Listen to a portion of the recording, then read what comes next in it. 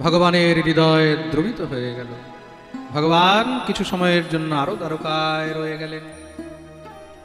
একদিন ভগবান দেখছেন যে সবাই তো বিশ্রাম করছে, কিন্তু যুধিষ্ঠিরের ঘুম নেই।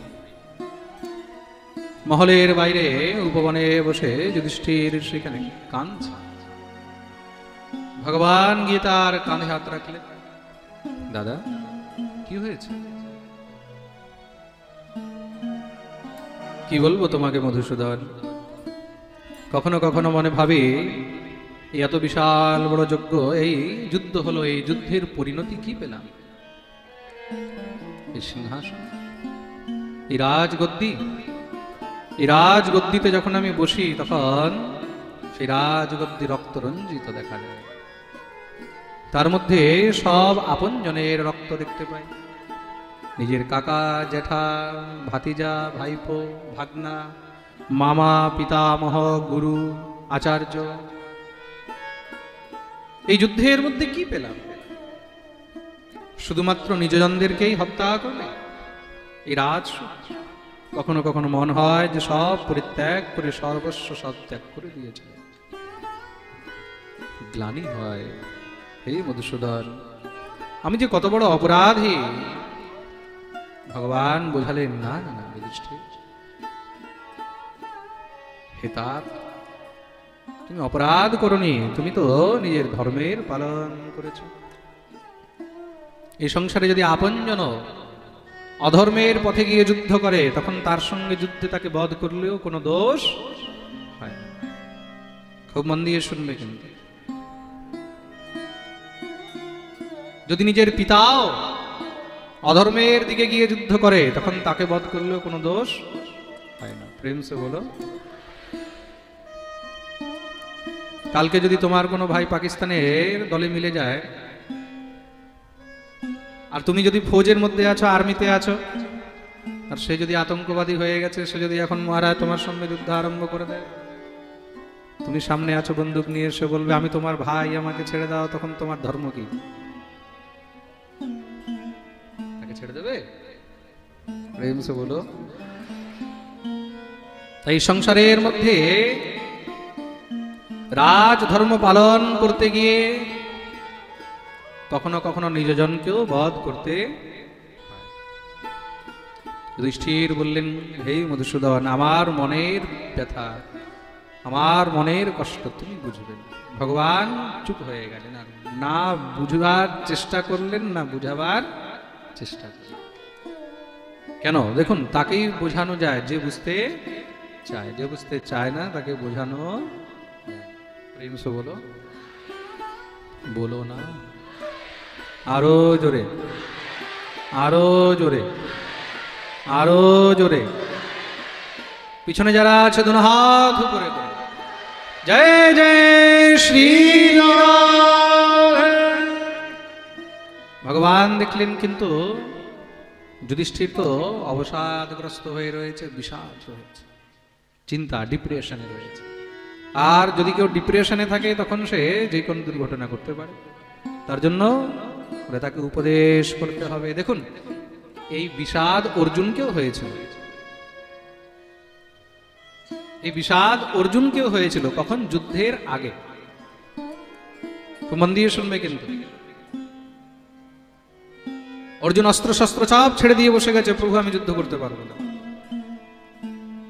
ভগবান বললেন, ওঠো, ক্লেব্যং নাস্মগমঃ পার্থ নেতত্বয়ি উপপদ্যতে, ক্ষুদ্রম হৃদয় দৌর্বল্যম ত্যক্তো তিষ্ঠ পরম তপ। হৃদয়ের দুর্বলতা ত্যাগ করো, অস্ত্র ধারণ করো, আর যুদ্ধ করো। ভগবান উপদেশ করলেন, অর্জুন চরণে পড়ে গেলেন, প্রভু আমি অজ্ঞানী, আমি জানি না, তুমি হলে জগৎগুরু, তুমি কৃপা করে আমাকে উপদেশ করো, আমি তোমার শিষ্য। ভগবান উপদেশ করলেন, অর্জুন সেই জ্ঞান প্রাপ্ত করে সঙ্গে সঙ্গে ধনুষ নিয়ে যুদ্ধ। জীবনে যদি কিছু পেতে হয়, যদি কিছু অর্জন করতে হয়, তাহলে উপদেশকর্তার প্রতি গুরু ভাব রাখতে হবে। মনে রাখ, যতক্ষণ পর্যন্ত উপদেশকর্তার প্রতি গুরু ভাব হবে না, ততক্ষণ পর্যন্ত তার কাছে তুমি কিছু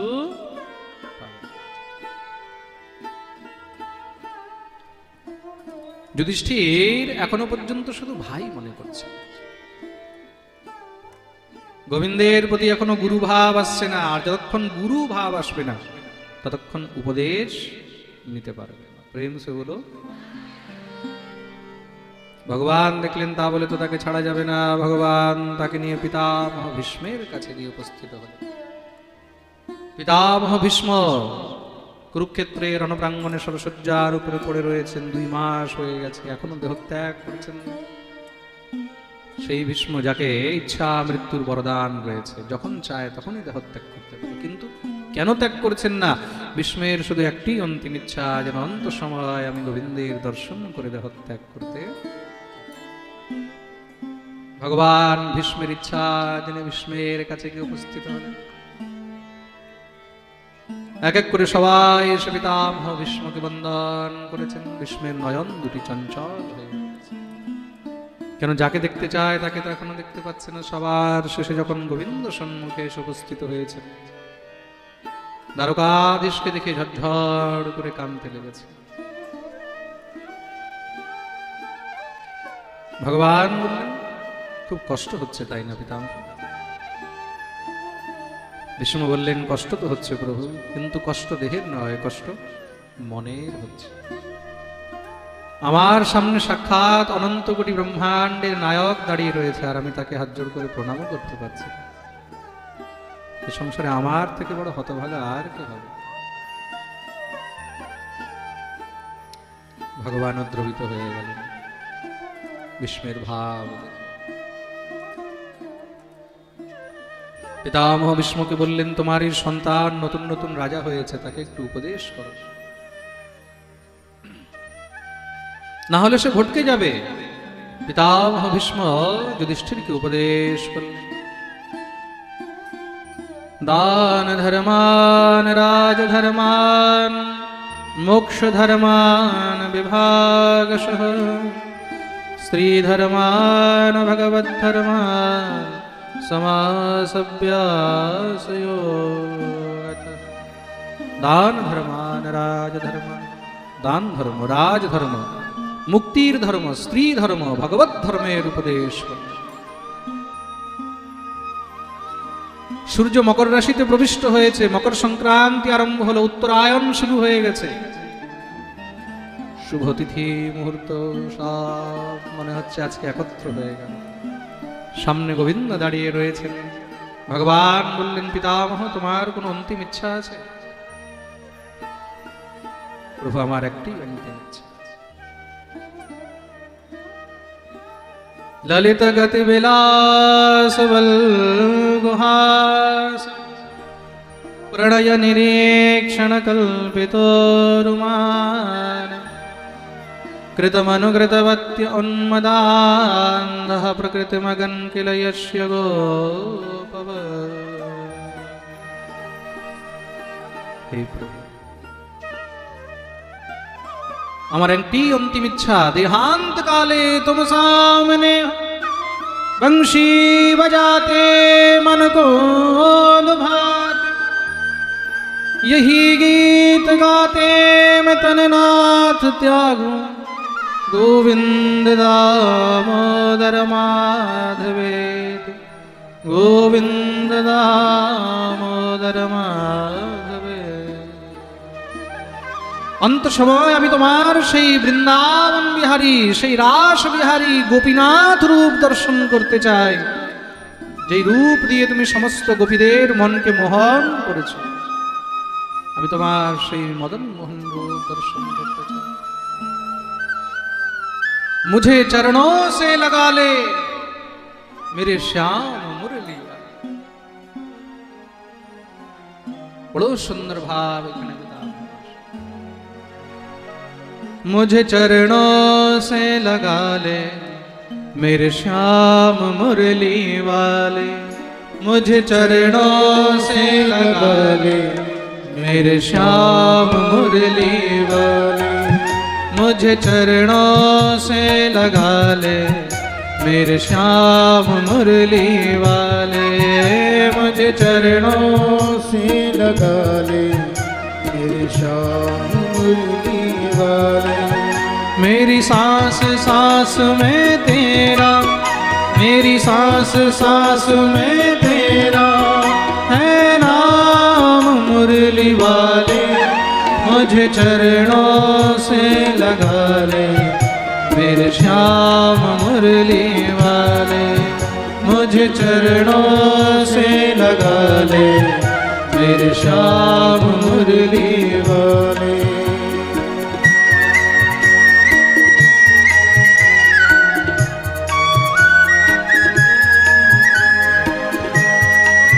हरि वो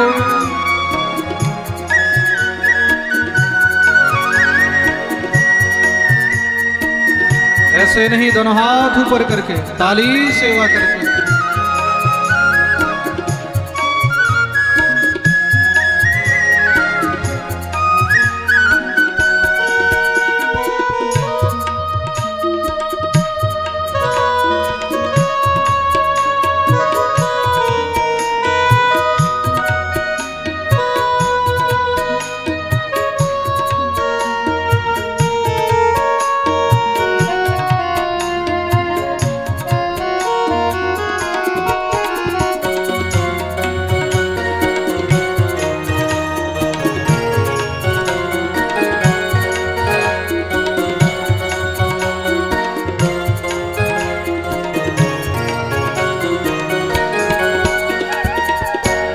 भक्तों की तुमने कान्हा विपदा हटाई, भक्तों की तूने कान्हा विपदा हटाई, मेरी विवाह थामो आके बिहारी, मेरी विवाह थामो आके बिहारी, मेरी विवाह थामो आके बिहारी।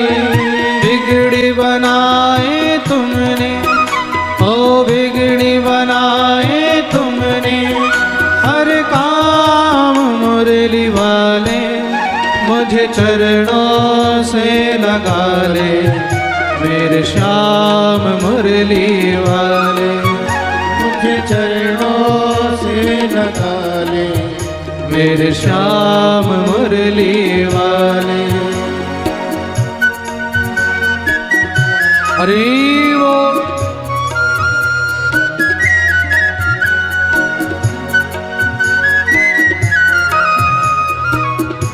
बोलिए भक्त वत्सल भगवान की। श्री राधे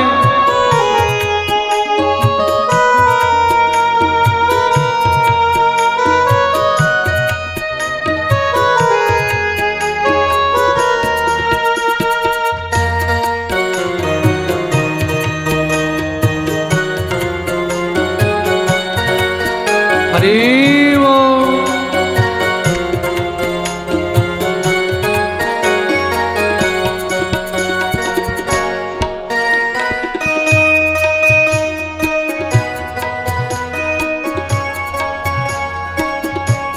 पतझड़ है मेरा जीवन बन के बहार आजा, पतझड़ है मेरा जीवन बन के बहार आजा, सुन ले पुकार कान्हा बस एक बार आजा, सुन ले पुकार कान्हा बस एक बार आजा, सुन ले पुकार कान्हा बस एक बार आजा। बेचैन मन के तुम ही, ओ बेचैन मन के तुम ही आराम मुरली वाले, मुझे चरणों से लगा ले मेरे श्याम मुरली वाले, मुझे चरणों से लगा ले मेरे श्याम मुरली वाले। श्री राधे बोलिए भक्तवत्सल भगवान की।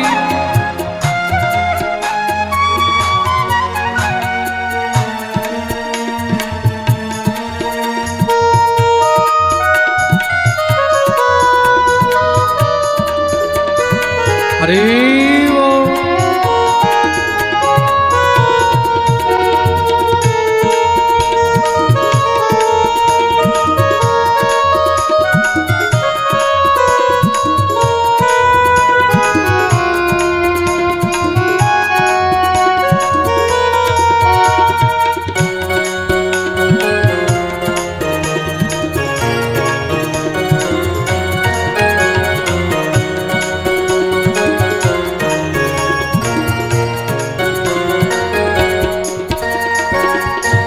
तुम हो दया के सागर, मैं हूँ जन्म की प्यासी। तुम हो दया के सागर, मैं हूँ जन्मों की प्यासी। तुम हो दया के सागर, मैं हूँ जन्म की प्यासी। तुम हो दया के सागर, मैं हूँ जन्म दे दो जगह है मुझे भी, चरणों में बस जरा सी। दे दो जगह मुझे भी, चरणों में बस जरा सी। दे दो जगह मुझे भी, चरणों में बस जरा सी। सुबह तुम ही हो तुम ही, हाँ सुबह तुम ही हो तुम ही, मेरी शाम मुरली वाले। मुझे चरणों से लगा ले, मेरे श्याम मुरली वाले। मुझे चरणों से लगा ले, मेरे श्याम मुरली वाले। मेरी सांस सांस में तेरा, मेरी सांस सांस में तेरा है नाम मुरली वाले। मुझे चरणों से लगा ले, मेरे श्याम मुरली वाले। मुझे चरणों से लगा ले, मेरे श्याम मुरली वाले। मुझे चरणों से लगा ले, मेरे श्याम मुरली वाले। मेरे श्याम मुरली वाले, मेरे श्याम मुरली वाले।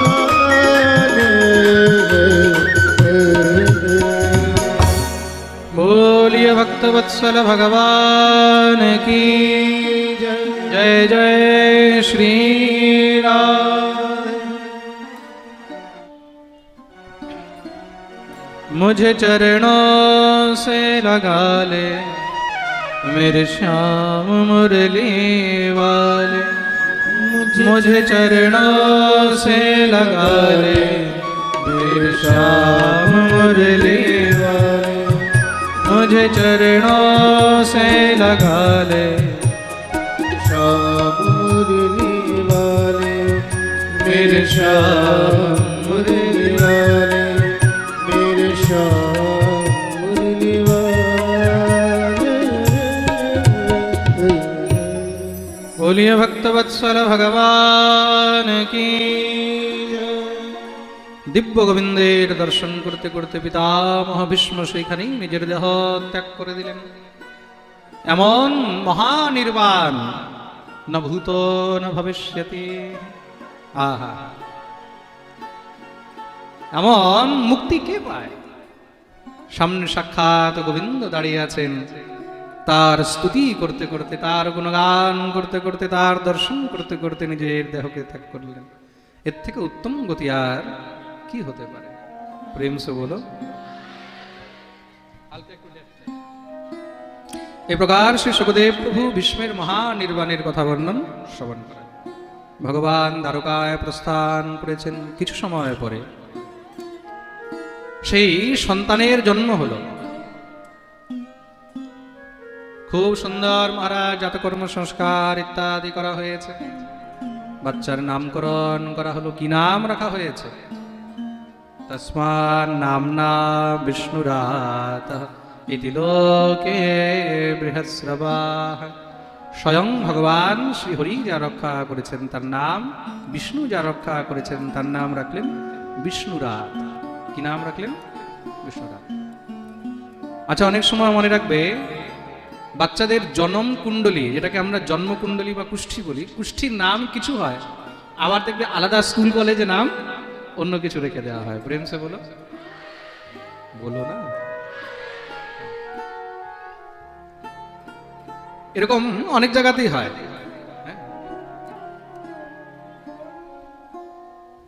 তা তার কুষ্ঠিতে তো নাম হলো বিষ্ণুরাত, কিন্তু সমস্ত জগতের সে দ্বিতীয় নামে প্রসিদ্ধ হবে। কোন নামে?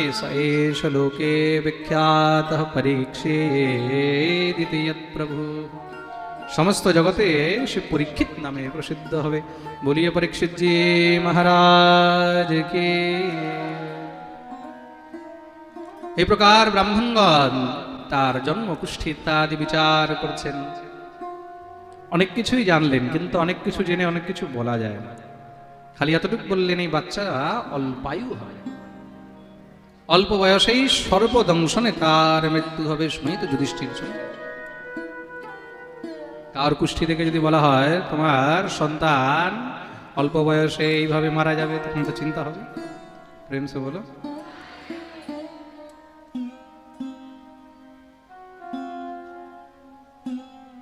আর যদি এরকম কোথাও কোনো সময়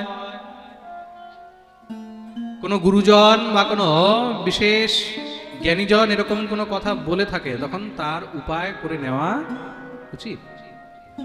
প্রেম সে বলো, উপায় করে নেওয়া উচিত। শুনেই তো যুধিষ্ঠির একদম চমকে গেলেন, দুঃখিত হয়ে গেলেন। এই কি বলছেন? আমাদের বংশে আজ পর্যন্ত সর্পদংশনে কার মৃত্যু হয়নি। সর্পদংশনে মৃত্যু হলে তো উদ্ধার হয় না, তাহলে কি হবে? এমন কি অপরাধ করেছে আমাদের সন্তান? তার রক্ষা তো স্বয়ং দ্বারকাধীশ করেছেন। বলে চিন্তা কেন করছো? যার রক্ষা স্বয়ং ভগবান করেছেন, তার উদ্ধার করার জন্য স্বয়ং ভগবানকেই আসতে হবে। প্রেম সে বলো। স্বয়ং বিষ্ণু যার স্থাপনা করেছেন, রক্ষা করেছেন, তার উদ্ধারও তিনি করবেন। দেখতে দেখতে পরীক্ষিত বড় হচ্ছেন। এদিকে নিত্য নতুন উৎপাত আরম্ভ হয়েছে, নব নব অপশকুন দেখা যাচ্ছে। দেখে যুধিষ্ঠিরের মনে চিন্তা হয়ে গেল। অর্জুনকে পাঠালেন, অর্জুন যাও একবার আমাদের দ্বারকাধীশকে সঙ্গে নিয়ে আসো, তিনি সকুশল তো আছে। অর্জুন এসে উপস্থিত হলেন দ্বারকায়। দ্বারকায় এসে দেখছেন দ্বারকা বলতে কোনো জিনিসই নেই। সমগ্র দ্বারকা জলমগ্ন হয়ে গেছে। সমস্ত যদুপত্নীগণ, যদুবংশীর যত নারীগণ সব বিলাপ করছে, কাঁদছে। কেন? যদুবংশীদের সংহার হয়ে গেছে। ভগবান সদা সর্বদার জন্য ধরাধাম পরিত্যাগ করে চলে গেছে। অর্জুন সেই সমস্ত যদুপত্নীদেরকে নিজের সঙ্গে করে নিয়ে আসছেন হস্তিনাপুরে। রাস্তায় জঙ্গলি যত কোল ভিল রয়েছে তারা আক্রমণ করে দিল। সেই অর্জুন, সেই গান্ডীব, যেই গান্ডীব দিয়ে অর্জুন বড় বড় ধনুর্ধরদেরকে একদম ধরাশায়ী করে দিয়েছে, আজ সেই অর্জুন সেই গান্ডীব নিয়ে সাধারণ কোল ভিলদেরকেও যুদ্ধে পরাজিত করতে পারলেন। সহস্র সহস্র সেই মহারাজ যদুপত্নীদেরকে কোল ভিলগণ সব লুটে নিয়ে চলে গেল, নারীগুলোকে লুট করে নিয়ে চলে গেল। যথাসংখ্যক যৎকিঞ্চিত কিছু যা বাঁচাতে পেরেছে সেইগুলোকে নিয়ে হস্তিনাপুরে ফিরে আসলে। যুধিষ্ঠির তো অর্জুনের সেই মুখ দেখে, এই দৃশ্য দেখেই সঙ্গে সঙ্গে দৌড়ে এসে বুকে জড়িয়ে ধরেছে। কি হয়েছে অর্জুন? আমাদের দ্বারকাধীশ সকুশল আছেন তো? কি বলবো? বঞ্চিতোহং মহারাজ হরিণা বন্ধুরূপিণা येन मे पहतं तेजो देव विस्मापनं महत्। দাদা সেই গোবিন্দ সদা সর্বদার জন্য আমাদের সবাইকে পরিত্যাগ করে দিয়ে চলে গেছে। অর্জুন ঝরঝর করে কাঁদছে। আজ বুঝতে পারলাম যে শক্তি, যে সামর্থ্য আমি নিজের মধ্যে মনে করেছিলাম সেটা আমার মধ্যে ছিল না। যেই শক্তি আমি নিজের গান্ডিবে মনে করেছিলাম, সেই শক্তি আমার গান্ডিবেও ছিল না, শক্তি তো আমার গোবিন্দের মধ্যে ছিল। যতক্ষণ পর্যন্ত গোবিন্দ সঙ্গে ছিল ততক্ষণ এই গান্ডিবের জয় জয়কার ছিল। আজ গোবিন্দ নেই, এই গান্ডিব আজকে কোনো কাজ করতে পারল না। প্রেম সে বলো। তদ্রূপ এই সংসারে যদি ভগবান আপনাকে গুণ দিয়েছে, জ্ঞান দিয়েছে, আর আপনি যদি তার অভিমান করে বসে থাকেন যে এগুলো সব আমি অর্জন করেছি, সব আমার, মনে রাখবেন তার মানে কি আপনি ভুল ধারণায় আছেন। এটা হলো আপনার অভিমান, এটাই হলো মৎসর, এটাই হলো অবিদ্যা। তাহলে এই গুণ আমার নয়, এই জ্ঞান আমার নয়, এই বল আমার নয়, এই সামর্থ্য আমার নয়, এগুলো সব হলো গোবিন্দের। তার কৃপা আছে বলে এগুলো আছে, তার কৃপা না থাকলে এগুলো কিছু থাকবে না। প্রেম সে বলো। তার জন্য জীবনে কখনো নিজের গুণ, কখনো জ্ঞান, নিজের পদ, নিজের প্রতিষ্ঠার কোনো অভিমান করতে, এগুলো সব হলো অতিথি, এগুলো সব হলো অতিথি, আসবে আর চলে যাবে। প্রেম সে বলো। বলতে নেই আরো জোরে বলো না, আরে বলো না আরো জোরে। পিছনে যারা আছে দোনো হাত উপরে করে জয় জয় শ্রী রাধে।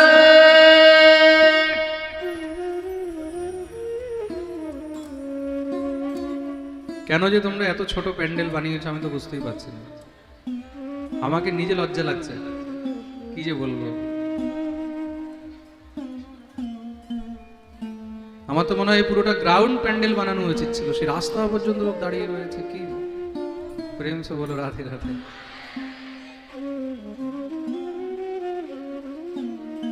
আজকে দ্বিতীয় দিনে যদি এই অবস্থা হয়,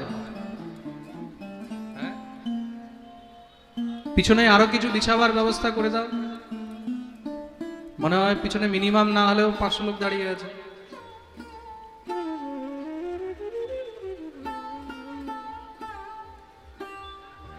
একবার প্রেম সে বলো। আপনারা একটু সামনের দিকে এগিয়ে আসুন, সামনে যেখানে যেখানে জায়গা খালি আছে আপনারা এগিয়ে আসুন, ভক্তদেরকে একটু বসতে দেন, যারা অনেক ভক্তরা দাঁড়িয়ে আছে। এইদিকে যে খালি জায়গা আছে বাঁ দিকে কিছু লোক এখানেও বসে যাও, যারা দাঁড়িয়ে আছে। কতক্ষণ দাঁড়িয়ে থাকবে? আপনারা একটু এগিয়ে আসুন না, সামনে এখানে জায়গা আছে তো খালি, চলে আসুন। কি হয়েছে ওইখানে জায়গাটার মধ্যে? কি কাঁটা আছে? কাঁটা? তাহলে চলে আসুন, সামনের দিকে চলে আসুন। প্রচুর ভক্ত পিছনে দাঁড়িয়ে আছে।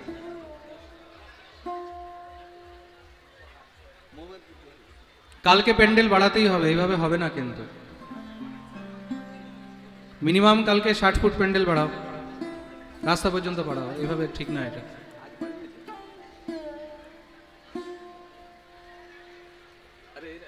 ধন্য কোলাঘাটের ভক্ত সবাইকে আমি আবার প্রণাম জানাই। স্টিল দেখছি কত ভক্তরা 2 ঘন্টা ধরে দাঁড়িয়ে একদম কন্টিনিউ পাঠ শুনছে। আপনাদের চরণে কোটি কোটি প্রণাম।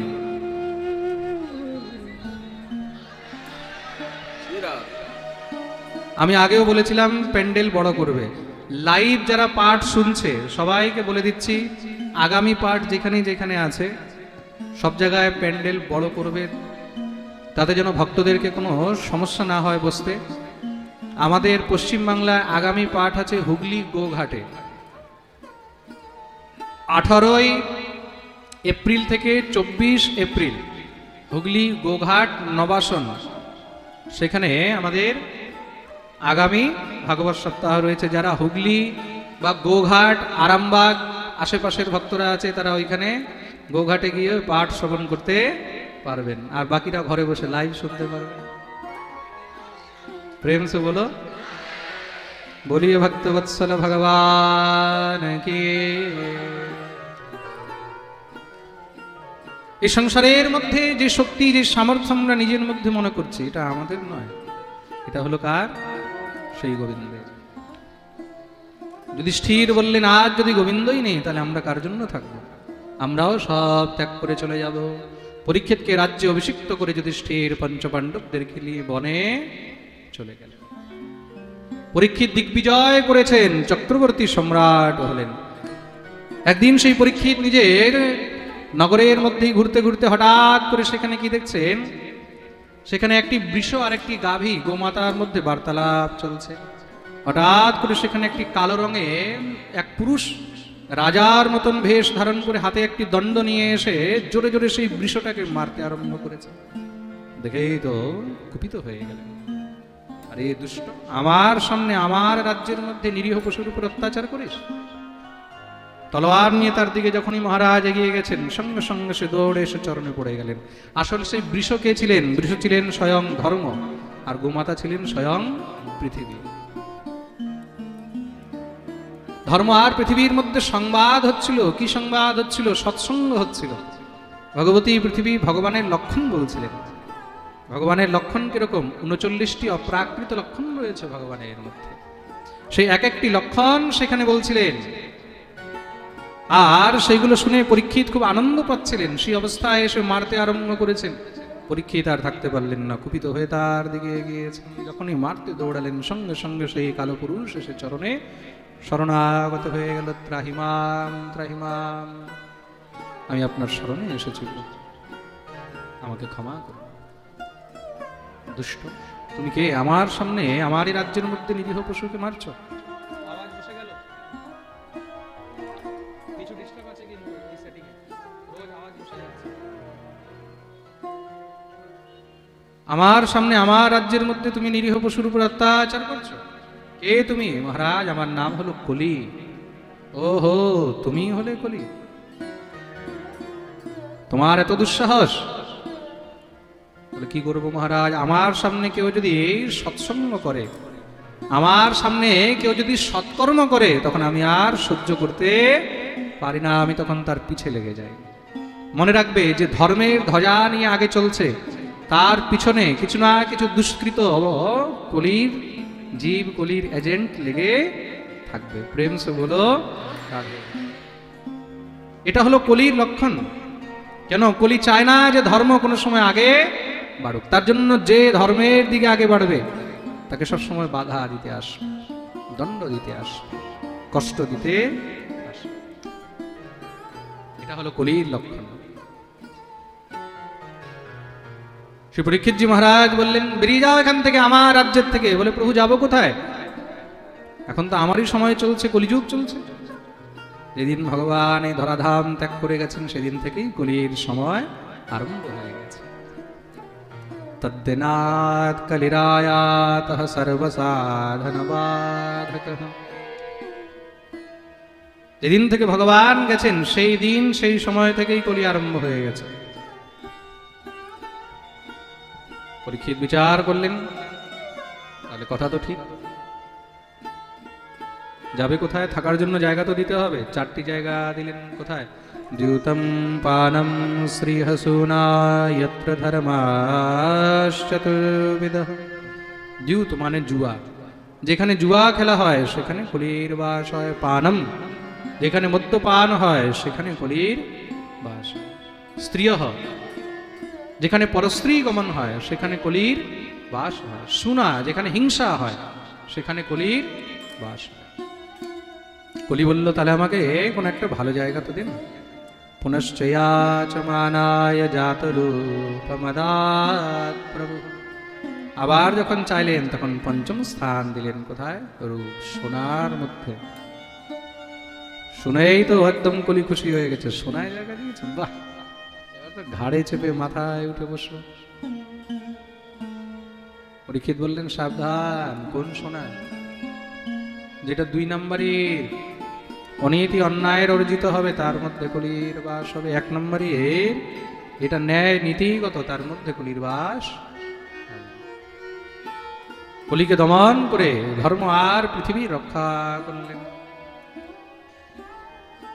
শ্রী পরীক্ষিতজি মহারাজ একদিন শিকার খেলতে বনে গেছেন। একদা ধনুরুদ্যম্য বিচরন মৃগয়াম বনে মৃগাননুগতঃ শ্রান্তঃ क्षुदित स्पृशित वृषम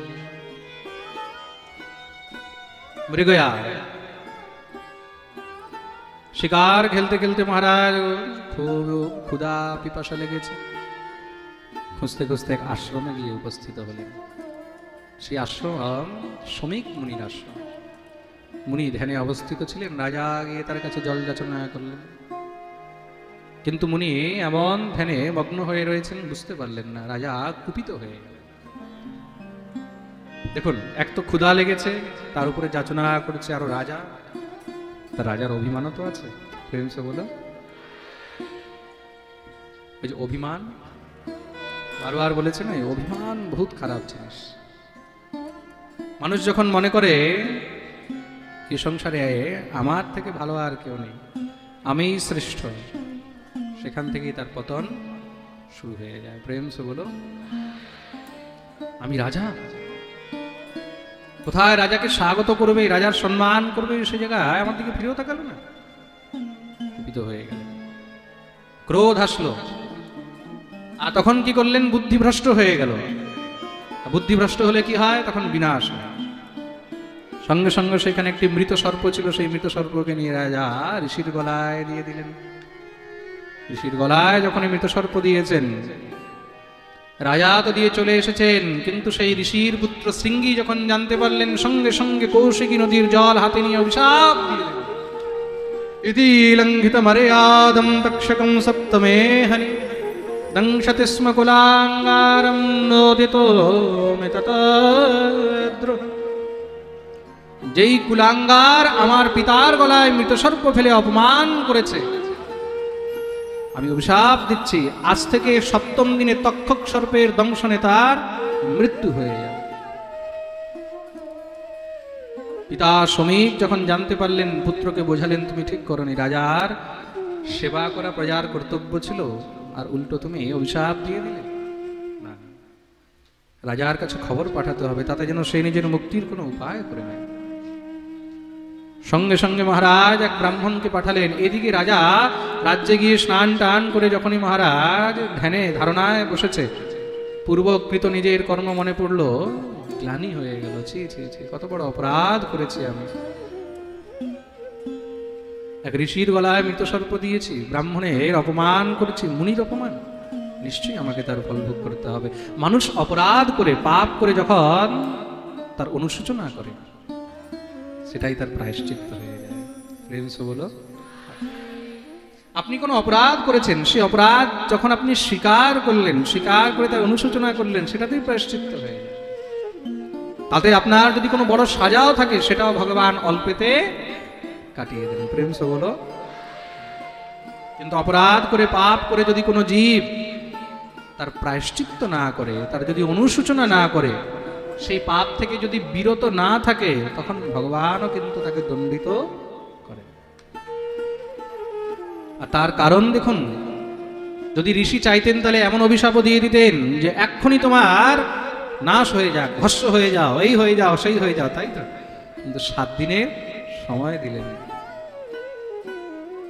ব্রাহ্মণ কুমার এসে পরীক্ষিতকে খবর দিয়েছেন। পরীক্ষিত শুনে ব্রাহ্মণ কুমারকে খুব ধনধান্য দিয়ে বিদায় করলেন। মনে মনে ভাবলেন যে প্রভু আমার উপরে অত্যন্ত অনুগ্রহ করেছেন, 7 দিনের সময় তো দিয়েছেন। সব বড় বড় বিজ্ঞ ব্রাহ্মণদেরকে ডাকিয়েছেন, বিদ্বানদেরকে ডাকিয়ে জিজ্ঞাসা করলেন, আমার জীবনে শুধু 7 দিন বাকি রয়েছে, এই 7 দিনে আমার উদ্ধার কি করে সম্ভব? কৃপা করে আমাকে তার উপায় বলো। কেউ কোনো উপায় বলতে পারবে? 7 দিনে কি করে উদ্ধার সম্ভব? হ্যাঁ, মানুষ হাজার হাজার বছর ধরে তপস্যা করে, যজ্ঞ করে, আরাধনা করে, তখন গিয়ে যদি কার উদ্ধার হয়? 7 দিনে কেউ উত্তর দিতে পারেনি।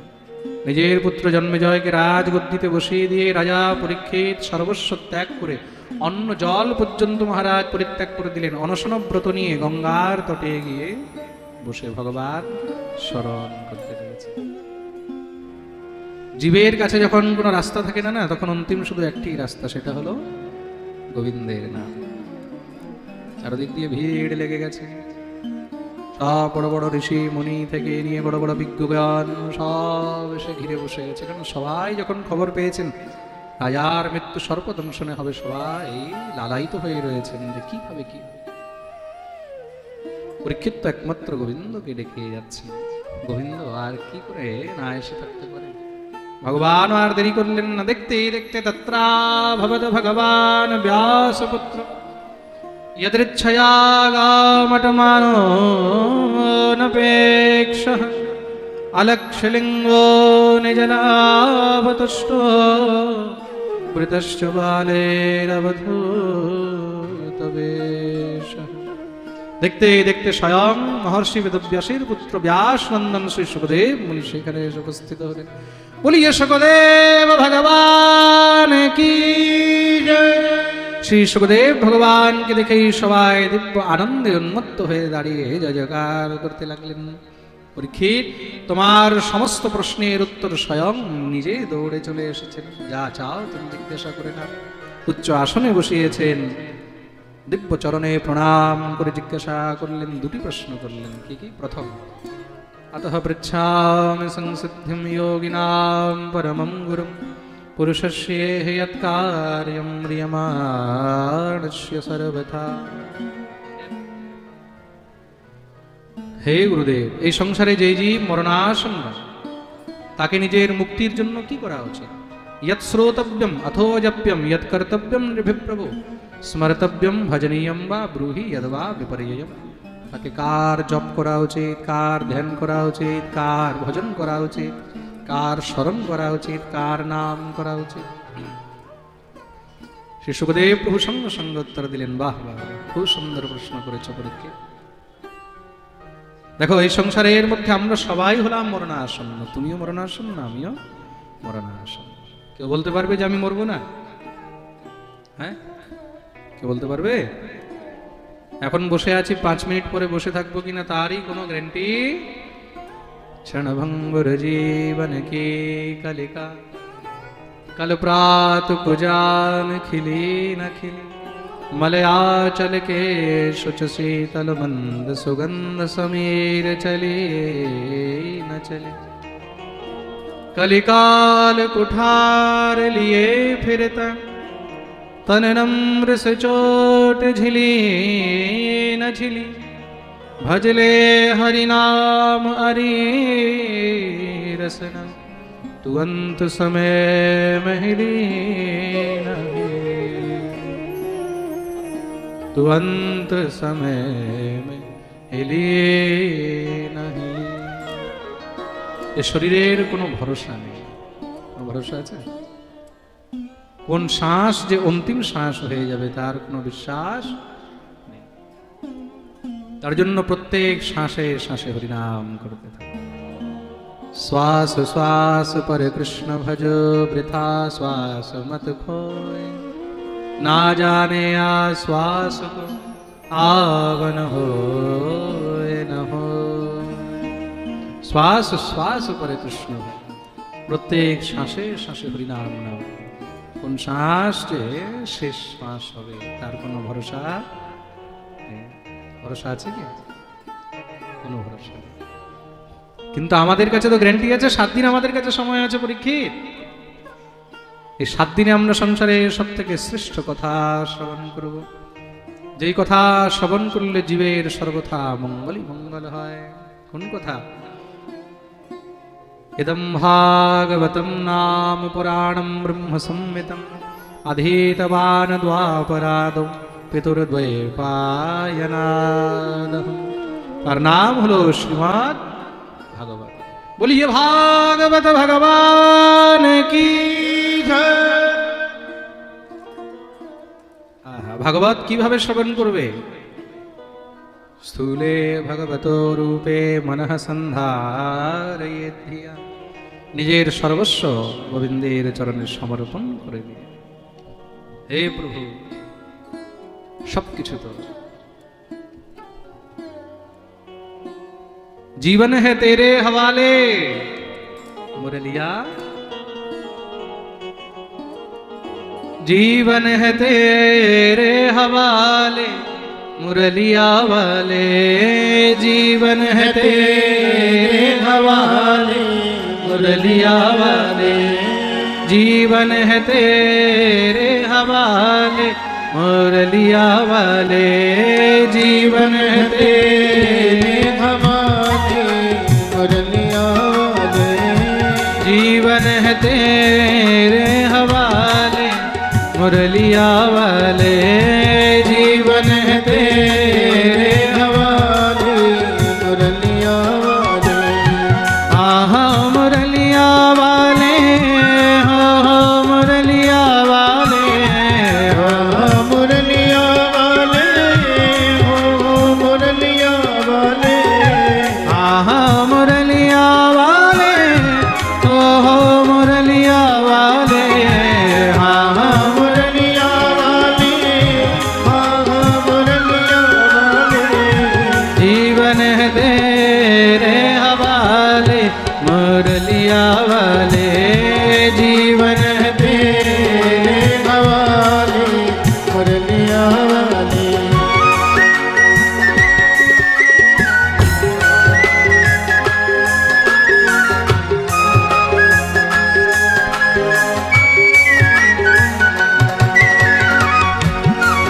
हरि बोल।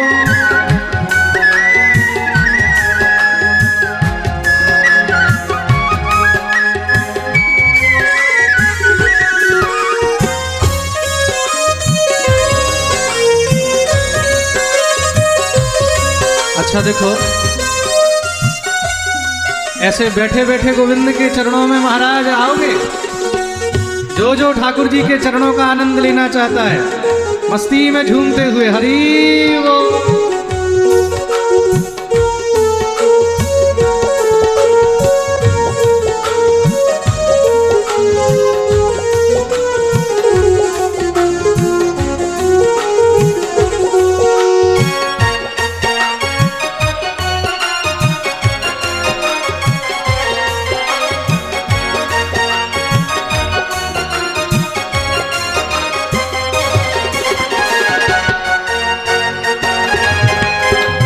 श्री राम है।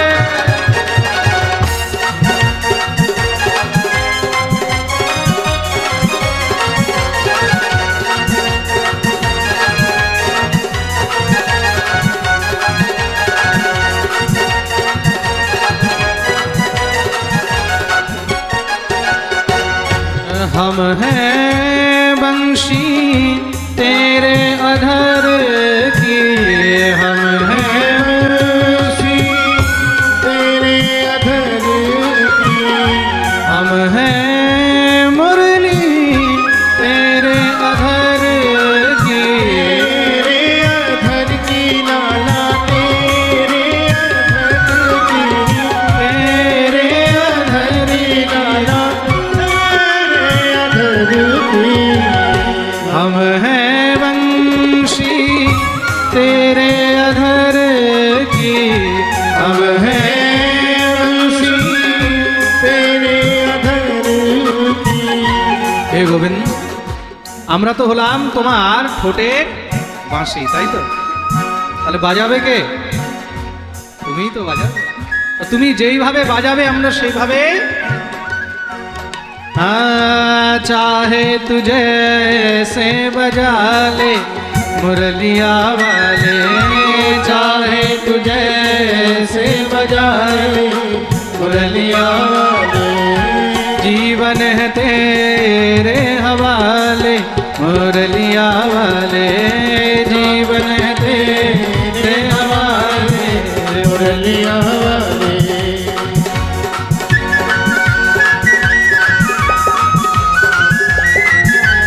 हरि बोल।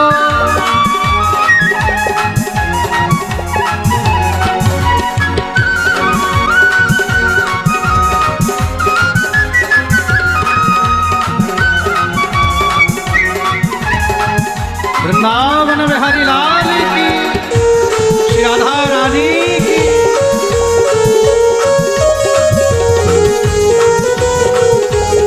जय हो।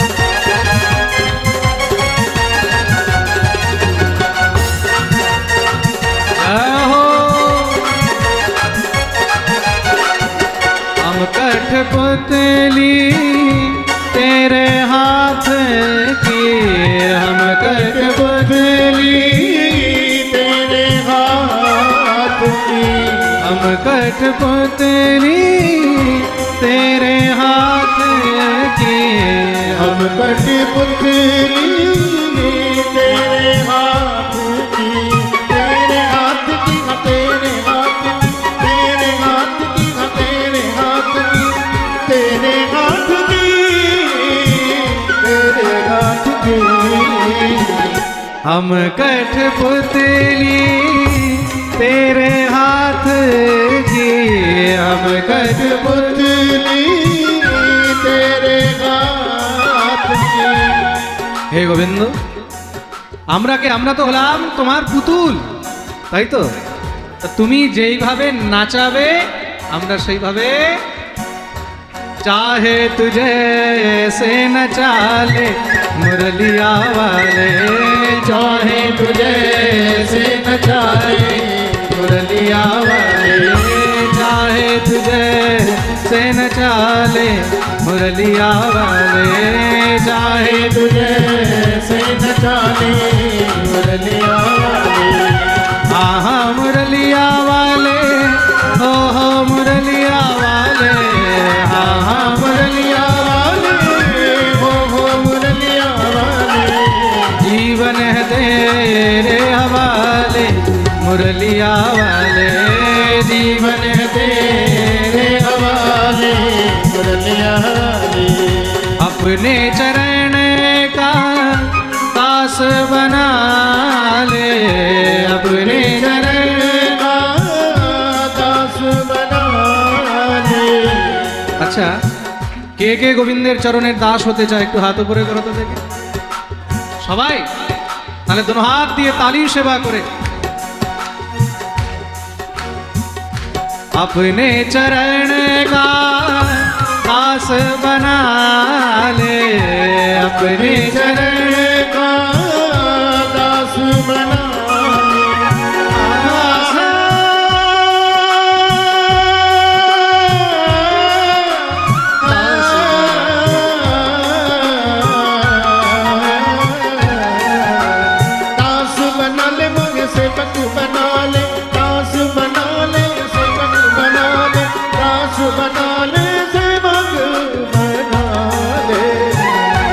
अपने चरण का दास बना ले, अपने चरण का दास बना ले।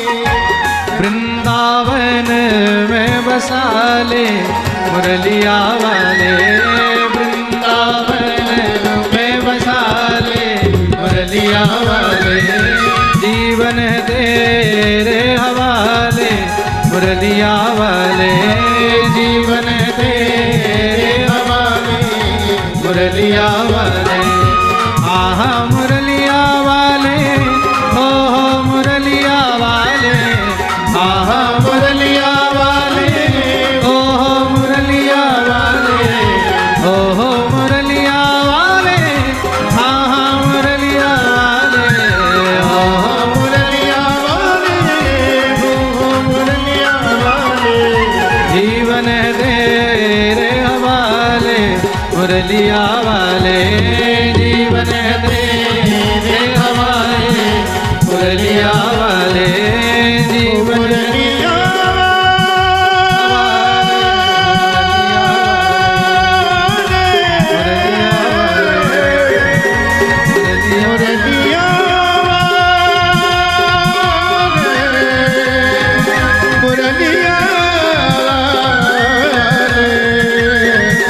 मुरलिया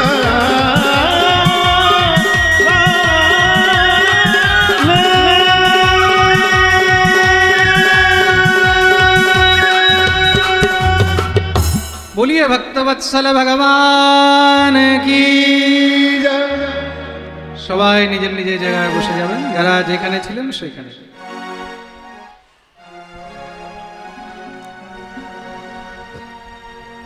কোনো কথা বলবেন না, কেউ কার সঙ্গে কোনো কথা বলবেন না, একদম শান্ত হয়ে বসে।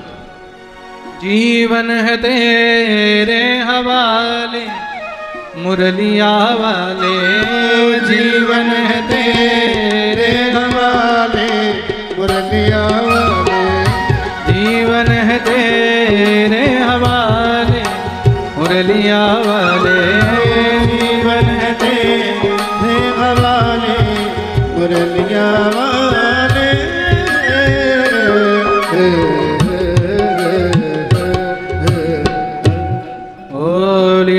वत्सल भगवान की। ভাগবতের 10টি লক্ষণ বর্ণন করলেন পরীক্ষিত। ভাগবতকে জানতে হলে আগে ভাগবতের লক্ষণ জানতে হবে। ভাগবতের লক্ষণ কি কি খুব মন দিয়ে শুনবে। अत्र सर्गो विसर्गश्च स्थानभूषणमूर्तयः मनुवन्तरेशानुकथा निरोधो मुक्तिराश्रयः। ভাগবতের 10টি লক্ষণ স্বর্গ, বিসর্গ, স্থান, পোষণ, উতি, মন্বন্তর, ঈশানুকথা, নিরোধ, মুক্তি আর আশ্রয়। এই 10টি হলো ভাগবতে 10 লক্ষণ। প্রেম সে বলো। প্রথম হলো স্বর্গ। স্বর্গ শব্দের অর্থ কি? স্বর্গ মানে হলো সৃষ্টি। খুব মন দিয়ে শুনবে কিন্তু। স্বর্গ মানে সৃষ্টি। পরীক্ষিত প্রশ্ন করলেন, প্রভু এই সৃষ্টি কিভাবে হয়েছে? শ্রী শুকদেব প্রভু সৃষ্টি বর্ণন আরম্ভ করলেন। সেই সময় সমস্ত জগতে কিচ্ছু ছিল না, চারদিকে শুধু জলই জল ছিল। উদাপ্লুতম বিশ্বমিদম তদাসীৎ यन्निद्रयामेलितदृङ्यमेलयत् अहेन्द्रतल्पे धिषयान एकः कृतक्षणः स्वात्मरतो निरीह। চারদিকে জলই জল ছিল, যত দূর দেখা যায় শুধু জলই জল, আর কিছু। যেরকম মাছিনানে আজকে মাঠের মধ্যে যত দূর দেখা যাচ্ছে শুধু মানুষই মানুষ দেখা যাচ্ছে, শুধু ভক্তই ভক্ত দেখা যাচ্ছে। মানে আমি আর না বলে থাকতে পারছি না বারবার। এতদিন ধরে এত জায়গায় পাঠ করছি, আজ পর্যন্ত পাঠের দ্বিতীয় দিনে এত লোক আমিও কোথাও দেখিনি। প্রেম সে বলো। আজকে তো মাত্র দ্বিতীয় দিন, এত বিশাল গ্রাউন্ড, এই গ্রাউন্ডে যদি কোনো মাটি না দেখা যায় তাহলে ভগবানের এর থেকে বড় কৃপা আর কিছু নেই। একদম জনসমুদ্র দেখা যাচ্ছে। প্রেম সে বলো। এরকম চারদিকে জলই জল, আর সেই জলের মধ্যে অনন্তের উপরে ভগবান শয়ন করে। ভগবানের ইচ্ছা হলো যে আমি কিছু লীলা করি, কিছু আনন্দ করি। তার লীলা কি করে হবে? একোহম বহুশ্যাম, এক থেকে অনেক হতে হবে। একা একা আনন্দ হয় না, হয় কি? নিজের মুখ দেখার জন্য আয়না লাগে, লাগে তো, না হলে নিজের মুখটাও দেখা যায় না। প্রেম সে বলো। সুতরাং আনন্দের জন্য ভগবানকে এক থেকে অনেক হতে হলো। একোহম বহুশ্যাম। সর্বপ্রথম ভগবানের নাভি থেকে একটি পদ্মফুল সৃষ্টি হয়েছে, আর সেই পদ্মফুলের থেকে দিব্য একটি দেবতা উৎপন্ন হলো। তার 4টি মাথা হয়েছে, তাকে চতুরানন বলা হয়েছে। সে বুঝতে পারছে না আমি কে, কোথা থেকে এসেছি, কেন এসেছি। দিব্য ভগবানের তপস্যা আরম্ভ করলেন। কিসে? প্রণবাক্ষর ওং শব্দ। দিব্য শতবৎসর পর্যন্ত তপস্যা করলেন। মনে রাখবেন, আমাদের 1 বছর দেবতাদের একদিন হয়। প্রেম সে বলো। আমাদের 1 বছর মানে দেবতাদের একদিন। আর সেই একদিনের মধ্যে মহারাজ অর্ধেক রাত অর্ধেক দিন হয়। 1 বছরের মধ্যে 6 মাস উত্তরায়ণ থাকে, 6 মাস দক্ষিণায়ন থাকে। উত্তরায়ণের সময় কি হয়? দেবতারা জেগে থাকে, স্বর্গের দ্বার খোলা থাকে। দক্ষিণায়নের সময় কি হয়? বলে তারা বিশ্রাম করে, স্বর্গের দ্বার বন্ধ থাকে। প্রেম সে বলো। মানুষ যখন ঘুমায় তো কি করে? দরজা বন্ধ করে দিয়ে ঘুমায় তো। তার জন্য দক্ষিণায়নে কেউ দেহত্যাগ করলে স্বর্গে তার এন্ট্রি হয় না। তাহলে বলে স্বর্গের বাইরে ওয়েটিং লিস্টে বসে থাকতে হয়। ওয়েটিং রুম বানানো আছে স্টেশনে, দেখেছো ওয়েটিং রুম? আলাদা আলাদা ক্যাটাগরির ওয়েটিং রুম রয়েছে ওইখানে। হ্যাঁ, প্রেম সে বলো। যখন উত্তরায়ণ হয় দেবতাগণ তখন জাগে, তার জন্য উত্তরায়ণকে শুভ বলা হয়েছে। আমাদের 1 বছর, দেবতাদের একদিন। এইভাবে বিচার করে দেখবে। ব্রহ্মা 100 বৎসর পর্যন্ত তপস্যা করলেন, তখন গিয়ে ভগবান দর্শন দিয়েছেন। দিব্য ভগবানের তপস্যা করে ভগবানকে সামনে পেয়ে স্তুতি আরম্ভ করলেন, হে প্রভু আপনি কে আর আমি কে? ভগবান বললেন, আমি হলাম ব্রহ্ম, আর তুমি আমার পুত্র, তাই আজ থেকে সবাই তোমাকে ব্রহ্মা বলে জানিবে। বলিয়ে ব্রহ্মাজি মহারাজ কি। প্রভু আমার জন্য কি আদেশ? ভগবান বললেন, যাও তুমি সৃষ্টি করো। কিন্তু প্রভু আমি সৃষ্টি কি করে করবো? আমার মধ্যে তো সেই সামর্থ্য নেই, সেই বুদ্ধি নেই। ভগবান তাকে উপদেশ করলেন। এই যে উপদেশ করেছেন 4টি শ্লোকে, তাকেই চতুশ্লোকী ভাগবত বলা হয়েছে। তার মানে কি, ভাগবত আজকের বস্তু নয়, সৃষ্টির আদি থেকে নিয়ে ভাগবত ছিল, আর যেদিন কিছু থাকবে না তখনও ভাগবত থাকবে। প্রেম সে বলো। ব্রহ্মা সৃষ্টি আরম্ভ করলেন, 14টি লোক তৈরি করেছেন, 7 লোক উপরে, 7 লোক নিচে, ভূলোক, ভুবলোক, স্বলোক, জনলোক, তপলোক, মহলোক, সত্যলোক। 7 লোক নিচে, অতল, বিতল, সুতল, তলাতল, মহাতল, রসাতল আর পাতাল।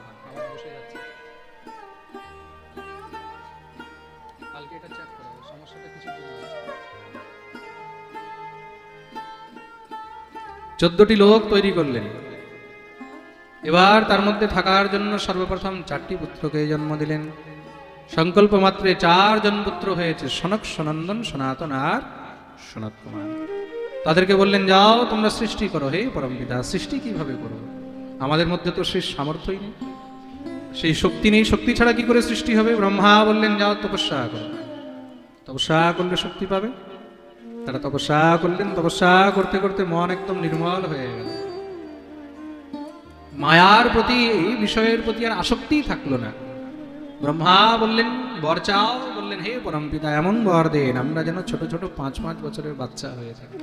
ব্রহ্মা বললেন, তথা, যাও তাই হবে। এবার সৃষ্টি করো হে পরমপিতা। আপনি বললেন এখন বাচ্চা হয়ে থাকতে, আর বাচ্চা কি আর বাচ্চা জন্ম দিতে পারে? ব্রহ্মা কুপিত হয়ে গেল, রুষ্ট হয়ে গেলেন, রাগ উঠে গেল, ক্রোধ উৎপন্ন হলো। আমার সন্তান উল্টো আমাকেই পড়িয়ে দিল। যখনই ক্রোধ উৎপন্ন হয়েছে, ক্রোধের থেকে একটি সন্তান জন্ম নিয়েছে। জন্ম নিয়ে রুদন আরম্ভ করতে শুরু করেছে। রুদয়াতি ইতি রুদ্র, রুদন করার কারণে নাম হলো রুদ্র। রুদ্র দেখতে দেখতে বিশাল আকার ধারণ করলেন। ব্রহ্মার কাছে প্রার্থনা করলেন, হে পরমপিতা আমার জন্য কি আদেশ? যাও সৃষ্টি করো। রুদ্রকে 11 রুদ্রাণী দিলেন। সেই রুদ্রাণীদেরকে নিয়ে রুদ্র 11টি রূপ ধারণ করে সৃষ্টি আরম্ভ করলেন। সেই রুদ্রাণীদের দ্বারা ভূত, প্রেত, পিশাচ, যোগিনী, ডাকিনী, তাদের সৃষ্টি আরম্ভ হয়েছে। একে তো ব্রহ্মা ভয় পেয়ে গেলেন, এসব কি সৃষ্টি শুরু করেছো? পরমপিতা আপনি বললেন সৃষ্টি করতে, তা আমি করছি। এসব ভূত, প্রেত, পিশাচ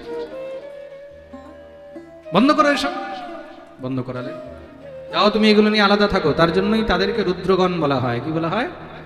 রুদ্রগণ। প্রেম সে বলো। হ্যাঁ, তাও সৃষ্টি আগে বাড়ছে না। সংকল্প মাত্রে 10টি পুত্রকে জন্ম দিলেন। মরীচি, অত্রি, অঙ্গিরা, পুলস্ত, পুলহ, ক্রতু, বশিষ্ঠ, অথর্বণ, দক্ষ আর 10ম হলেন নারদ। তাদেরকে বললেন তোমরা সৃষ্টি করো। নারদ বললেন, হে পরমপিতা আমি মায়া থেকে মুক্ত থাকতে চাই, আমি হরিভজন করতে চাই। কেন যে আনন্দ হরি ভজনে আছে সে আনন্দ অন্য কোথাও। जो सुख पायो राम भजन में सो सुख नाही अमीरी मन लगा मेरा यार फकीरी।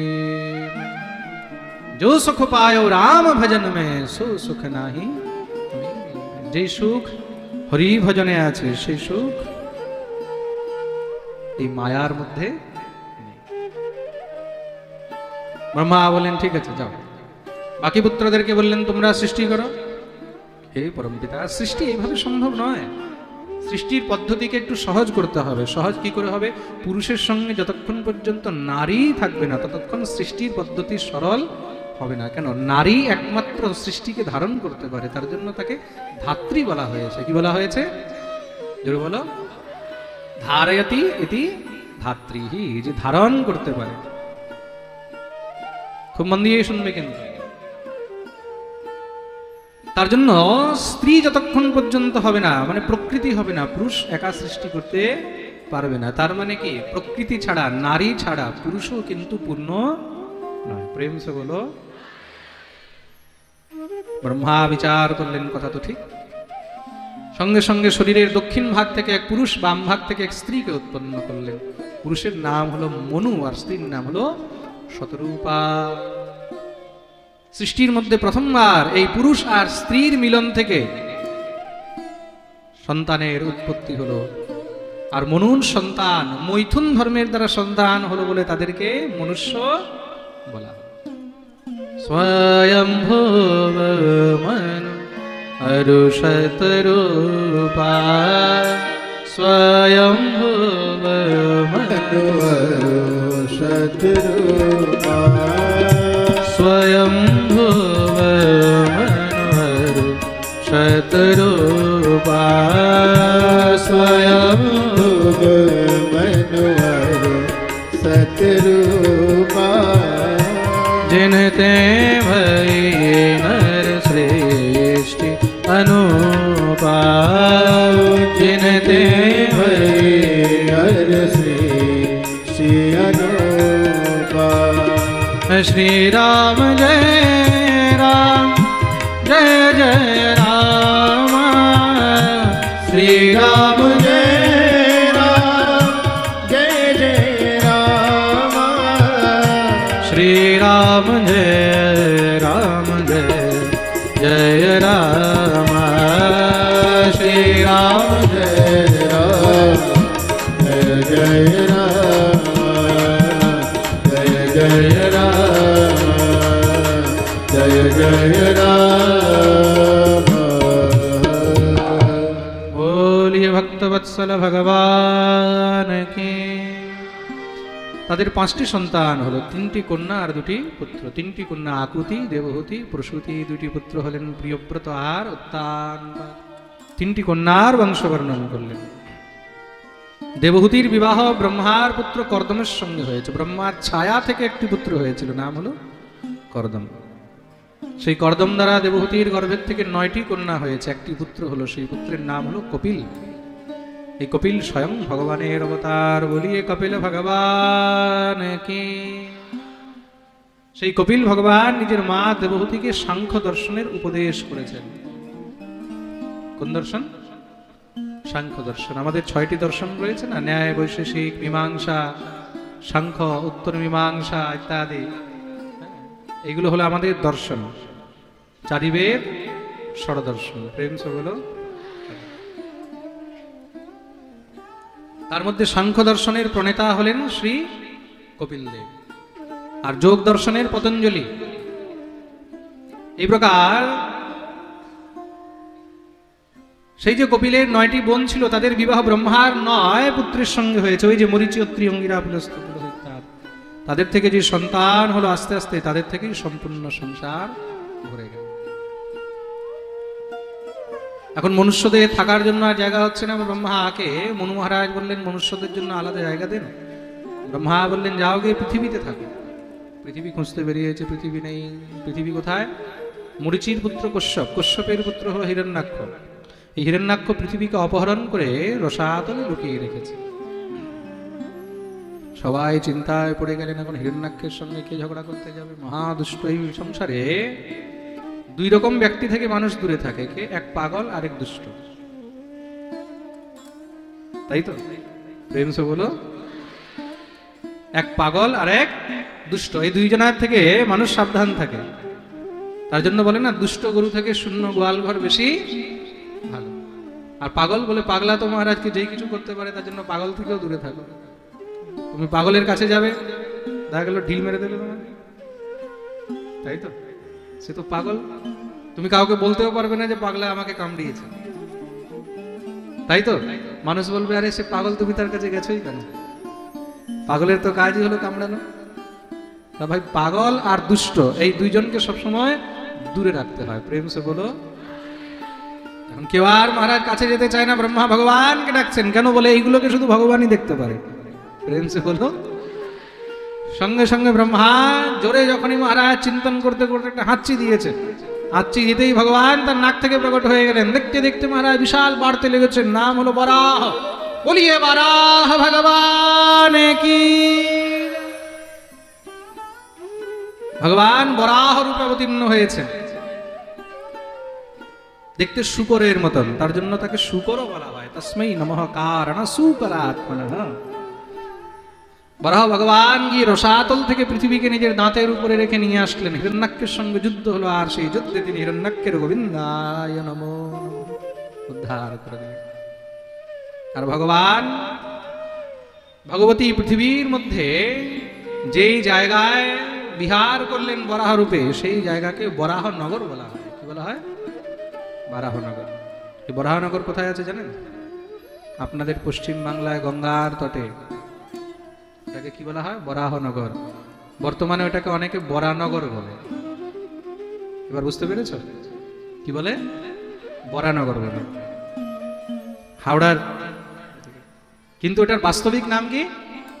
হ্যাঁ, বরাহনগর। যেরকম কলকাতাকে দেখবে অনেকে কলকাতা বলে, বলে না? আমাদের ব্রজে বৃন্দাবনে আগে একটা কথা ছিল, বলে তন পে নেই লত্তা আর চল দিয়ে কলকাতা। মানে শরীরে নেই কাপড় আর চলে দিল কলকাতা। প্রেম সে বলো রাধে রাধে। আগে বৃন্দাবন থেকে কলকাতা একটা গাড়ি চলতো, তুফান এক্সপ্রেস। যারা আজ থেকে 20 বছর 25 বছর আগে বৃন্দাবন গেছে তারা জানবে, তখন আর অন্য কোনো গাড়ি ছিল না। তুফানে কে কে গেছে বৃন্দাবন? হাত উপরে করতে এমন কেউ আছে? তুফান এক্সপ্রেস, তাই তো? নাম হচ্ছে তুফান, কিন্তু একদম মহারাজ গরুর গাড়ির মতন যেত। প্রেম সে বলো। এখন তো বন্ধ হয়ে গেছে, এখন তো অন্য অনেক গাড়ি শুরু হয়ে গেছে। ভগবান বরাহ রূপে পৃথিবী রক্ষা করে মনুষ্যদের জন্য পৃথিবী অর্পণ করলেন। তখন থেকে মনুষ্যগণ এই পৃথিবীতে বাস আরম্ভ করলেন। মনু মহারাজের দ্বিতীয় কন্যা আকুতির বিবাহ হয়েছে রুচি প্রজাপতির সঙ্গে। তার গর্ভের থেকে স্বয়ং ভগবান যজ্ঞ রূপে অবতীর্ণ হলেন। ভগবতী লক্ষ্মী দক্ষিণা রূপে অবতীর্ণ হয়েছেন। বলিয়ে যজ্ঞ ভগবান কে, দক্ষিণা মাইয়া কে। তার জন্য যজ্ঞের শেষে যদি দক্ষিণা না দেওয়া হয় তাহলে সেই যজ্ঞ কখনো পূর্ণ। আর সব থেকে ছোট 3 নম্বরের কন্যা নাম হলো প্রসূতি। তার বিবাহ দিয়েছেন দক্ষ প্রজাপতির সঙ্গে। তার গর্ভের থেকে 16টি কন্যা হলো। 13টি কন্যার বিবাহ দিয়েছেন ধর্মের সঙ্গে। 14 নম্বরের কন্যা নাম হলো সধা। তার বিবাহ দিয়েছেন পিতৃগণের সঙ্গে। তার জন্য পিতৃগণকে যখন তর্পণ করা হয় তখন সধার নাম উচ্চারণ করতে হয়, তস্मै সধা নমঃ, তস্मै সধা নমঃ।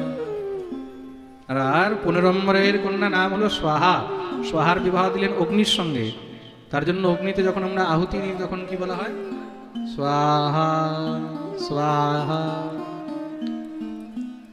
স্বাহা না বললে অগ্নি সেই আহুতি কখনো স্বীকার করেন না। প্রেম সে বলো। সব থেকে ছোট কন্যা নাম হলো সতী। সতীর বিবাহ দিয়েছেন দেবাদিদেব মহাদেবের সঙ্গে। কিন্তু মহাদেবকে শ্বশুর মশাই এক চোখেও দেখতে পারে না, পছন্দ করে না। প্রেম সে বলো। মনে রাখবে, এই সংসারে যেই শ্বশুর জামাতার নিন্দা করে, যেই স্ত্রী স্বামীর নিন্দা করে, তাদের অতি শীঘ্রই বিনাশ হয়। খুব মন দিয়ে শুনবে, কিন্তু ভগবানও তাদের রক্ষা করেন না। প্রেম সে বলো। কেন? জামাতাকে বিষ্ণুরূপ বলা হয়েছে। কি বলা হয়েছে? বিষ্ণুরূপ বলা হয়েছে। তার জন্য শ্বশুরকে কখনো জামাতার নিন্দা করতে, স্ত্রীকে কখনো স্বামীর নিন্দা করতে নেই। যেই স্ত্রী স্বামীর নিন্দা করে শাস্ত্রে তাকে কুলোটা বলা হয়। কি বলা হয়? কুলোটা। যে নিজের কুলকে নিন্দিত করে, খুব মন দিয়ে শুনবে, যে নিজের কুলের নিন্দা করে। আর কুল মানে কি? পতি। কুল মানে কে? পতি। যে স্ত্রী সবার কাছে স্বামীর নিন্দা করে বেড়ায়, যে স্ত্রী মানুষের কাছে স্বামীর নিন্দা করে, তাকে কুলোটা বলা হয়। খুব মন দিয়ে শুনবে কিন্তু। আর রৌরব নরকের মধ্যে সে যাকে যাকে নিন্দা করেছে তারা সব কীট হয়ে তখন তার শরীরকে ভক্ষণ করে। প্রেম সে বলো।